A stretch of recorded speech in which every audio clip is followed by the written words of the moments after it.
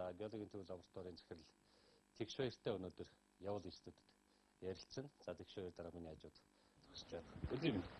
Өдрийн сайн. Ажил төрөл хоолой байна. Гайхамшигтай сайн байна. Хаварж сайхан. Гайхамшигтай сайхан байна. За энэ албыг аваад хэр удаж байна? Жил болж. Биологийн төв лаборатори гэсэн ингээл хаяг харагдаад байдаг. Ер нь бол яг зөвөр би бол ерөнхийд нь ойлгохдоо за нэг уул уурхайн бүтээгдэхүүн те эрдэс баялаг одоо энэ чулуу тэгэл энэ геологийн ашиглалт малтмлуудыг л одоо шинжилдэг, дээжилдэг тий одоо нөгөө сорц морц агуулга юмнуудыг тогтоодог ийм газар л гэж ойлгоод байгаа. Ер нь яадаг ямар үйл ажиллагаа явуулдаг яадаг газар юм. Тэгэл ер нь бол Монгол орн чинь өөрөө уул уурхайн орн шүү дээ. Эдийн засаг нь төсвөн уул уурхаас хамааралтай байна.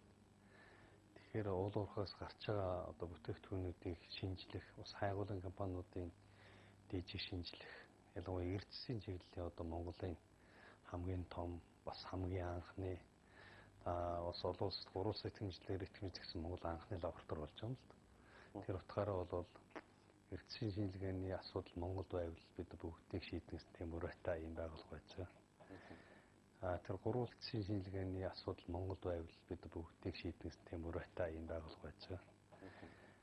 Тэр гурван улсын стандартын хувьд бол нэгдүгээрт бол лаборатори тавих ерхий олон улсын стандарт байгаа юм л да. Тэрийг бид хангасан. Хоёр дахь нь бол одоо аттестатчлсан стандартчлан загвар зохион бүтэгч олон улсын стандартыг бид хэвшүүлсэн. Гурав дахь нь бол одоо лаборатори ур чадварыг зохион байгуулагч олон улсын стандартыг бид хэвшүүлж чадсан 2015 онд. Ингэснээр бол энэ гурван олон улсын стандартыг зэрэг хэвшүүлсэн лаборатори энэ хувьд Монголын анхных. Америк нэгдсэн улсын үндэсний итгэмжлэлийн байгууллага хамгийн сүүлд 2015 онд манайхыг сүүлийн итгэмжлэгийг итгэмжилсэн. Тэдгээр 800 орчим байгууллага лаборатори итгэмжлүүлсэн байдаг юм байна. Эдгээр тусаас дэлхийд дээр гурван зэрэг одоо гурван олон улсын стандартыг зэрэг хэвшүүлж, нутагшуулж, мөрдөж ажиллаж байгаа лаборатори дэлхийд 5 байгаа. Нэгэн Монгол улсын геологийн төв лаборатори.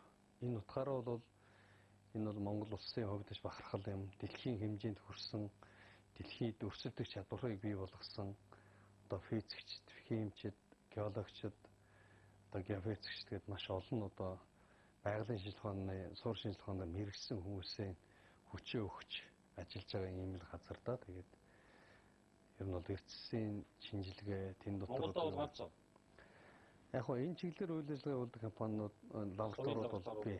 Ховынч байна, олон улсын лабораториуд байна. Тэнд дотор бол харин нөгөө олон улсын гурван улсын итгэмжил стандартыг хэвшүүлсэн ганц хамгийн олон ажилтнтай бас дээрээс нөгөө аттестатчлсан стандартчлсан загварын 80 орчмыг бүтээж дэлхийн зах зээлд гаргаж байгаа одоо Монголын одоо ганц лаборатори байгаа.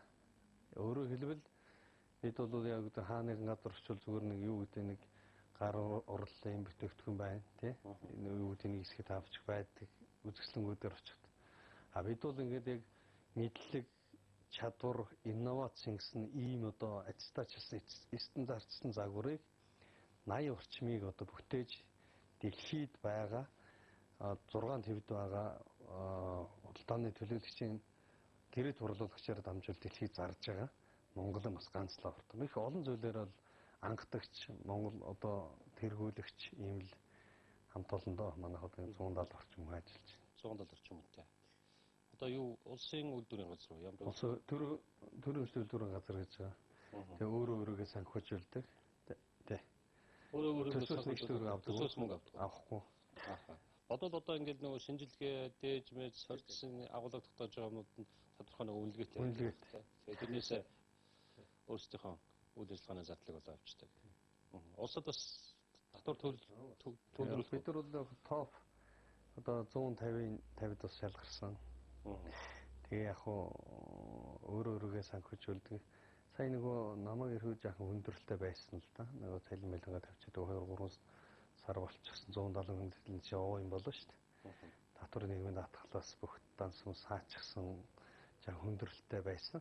Тэгээ яг бид одоо хамт олондоо яриад хэлцээд ямар ч гэсэн одоо цалингийн 170 хүний цалин хоцрогдолгүй татварын проблем харьцангуй багтаа тэгээд бас яг нөгөө баг цалинтай хүмүүсийн цалингийг бас хичнээн хүндрэлтэй байгаач бид нэмсэн. Яг тэгвэл одоо ер нь бол энэ хүндрэл бэрхшээл, эдийн засгийн хүндрэл бэрхшээлийн эсрэг тал нь бол боломж юм байна гэж бид харж байгаа. Бас тэгж бид ойлгосон. Тэгээл одоо ямар ч энийг бол аятайхан даван гарах юм байна гэсэн итгэлтэй л байна. Ер нь зүгээр ингээд энгийнээр тайлбарлал одоо ингээд яг юу шинжилт юм бэ? Юу хийх? Маш энгийнээр хэлээ л дээ. Одоохондоо жишээлбэл оюу толгой гэж компани хүмүүс их шүүмжилдэг тий. За.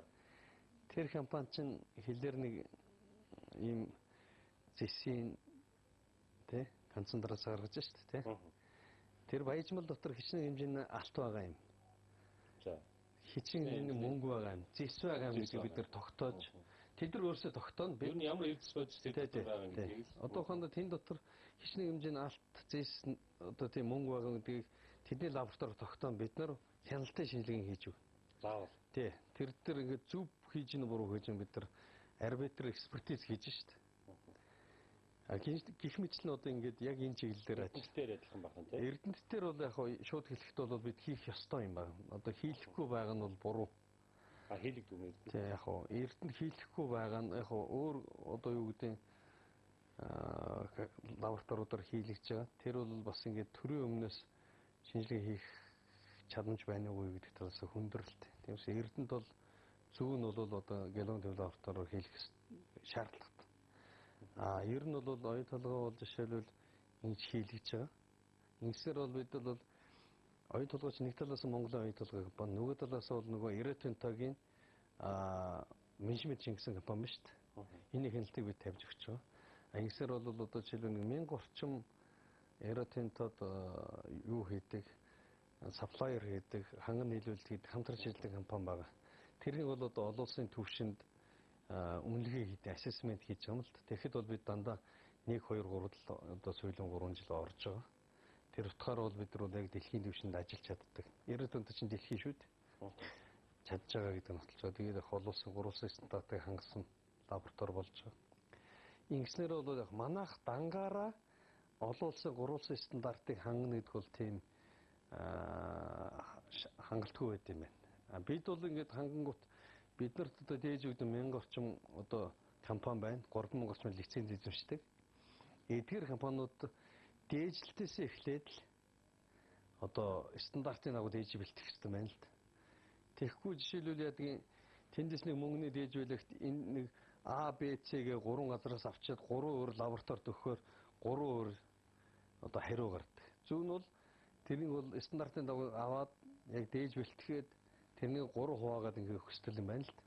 Гэх байх хэрэгтэй. Гэх мэт л ингээд олон улсын стандартад нийцж нэг газар ингээд ажиллахаар хамтарч ажилладаг байгууллагууд маань бас тийм дэвшинд очих хэрэгтэй гэдэг. Бид нар бол нөгөө стандарт олон 3 улсын стандартыг хангасан лабораторийн уулуурхаас салбарт хөрөнгө оруулагчдад үзүүлэх нөлөө гэж нэртэй тийм.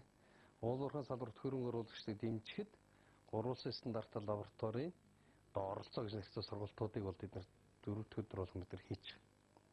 Ингээд тэднийг одоо дээж бэлтгэжээс илүү геологч хүртлийн стандартыг хэвшүүлж хангуулах хэрэгтэй юм байл. Орж ирэл зүгээр өрөөнд орж ирэл харж байгаа тэнд нэг баахан одоо чулууны дээж юм одоо нэг тэгээд ер нь одоо энэ ширийн дээгүүр ингээд янз бүрийн чулуунууд за тэнд нэг баахан хөөр гэдэргээл ингээд анхааралтай байна л та. Тийм. Мэргэжлийн онцлог байна. Байгууллагын онцлог уу? Яг хөө нэг талаас яг хөө би энэ хөөргнүүдийг бол баг энд ирэхээс өмнө байж хөөргөн цуглуулгатай байсан л да бүр. Гэтэ энэ миний хийхээс илүү нөгөө удам дамжиж ирсэн хөөргнүүдийн цуглуулга байсан. Яг хөө энэ дээрээ илүү их одоо юу гэдэг химийн найрлах талаасаа бүтц талаасаа нэлээд сайн одоо тодорхой болгож байгаа. Тэгээд ер нь бол нөгөө Монгол орны одоо өнцөг булмуураас ирсэн эрдсүүдийн одоо дээжийн дэрдэг тийм сайхан энергитэй газар юм да. Тэрүүгээр байгаа чулуун зөв хөл очиж үзчих үү? Болно.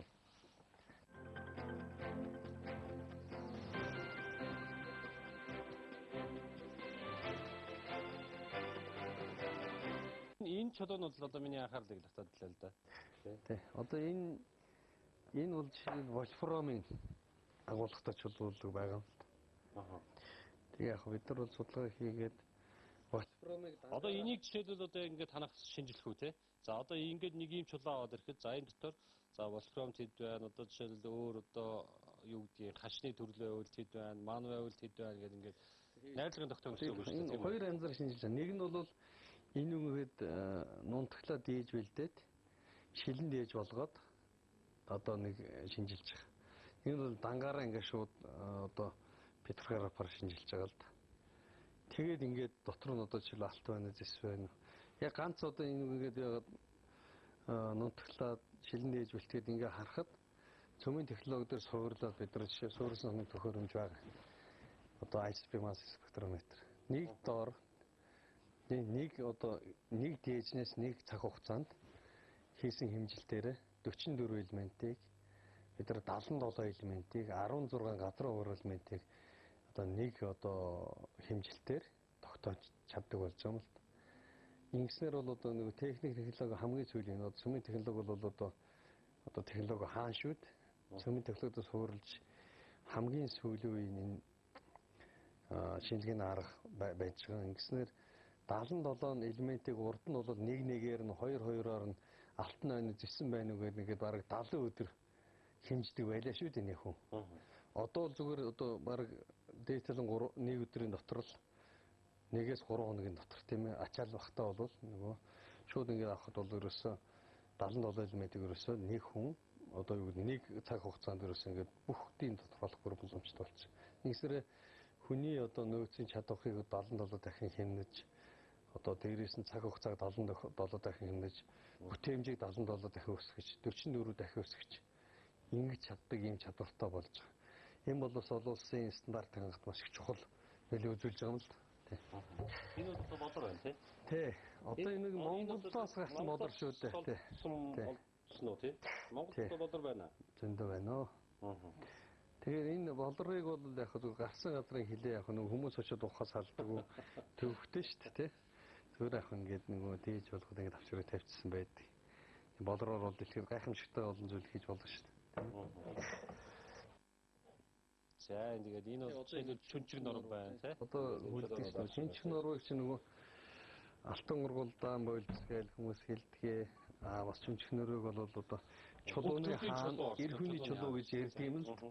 Нөгөө дэлхийн дэлгүүрэлтийн үед бол маш олон төрлийн чулуу нэг газар ингээд халуун шаталтай бий болж өгсөн. Энэ утгаараа бол ингээд нөгөө нэг эрдэнэсийн одоо цуглуулга тий алтан ургуулдаан бойлц гэдэг тэгж хэлж байгаа юм л эрдэнэсийн цуглуулга.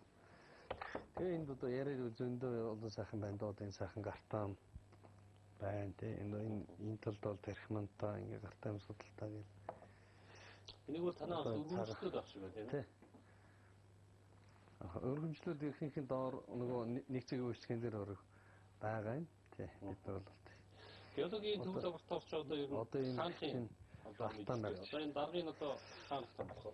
Хуучин бол юу томилдог вэ? Төрөмчөөр томилдогсоо одоо бол төрөмчөөр натан богцсон. Юу сангийн ам нэрээ. Сангийн ам яа. Тууз нөгөө талаас бол нэг тал хоёр манай хоёр толгойтой гэдэг чинь нэг тал нь бол уурхай яам л да. Тэгээ бодлого нь уурхай яам. Нөгөө төсөв бүртгэл хяналт нь бол сангийн ам дээр явж идэг. Яг манайх нөгөө энэ чинь нөгөө дагаад тийм ээ. Энэ чинь өөрөө нөгөө лаборатори тий яг шинжилгээний суурилж явдаг учраас тууз гэхээс илүү мэрэгжилтэнгүүд нь их гол нөлөө үзүүлдэг. Тууз байхгүй шууд томилдог тийм юм байна. За энэ нэг хөөргөний бэлтцүүд байгаа гэх юм. Энэ яад энэ танаа дээр одоо бас энэ хөөрг энэ төр хийдэг юм уу? Яг нөгөө өнгөт чулууны тасаг гээд байдаг.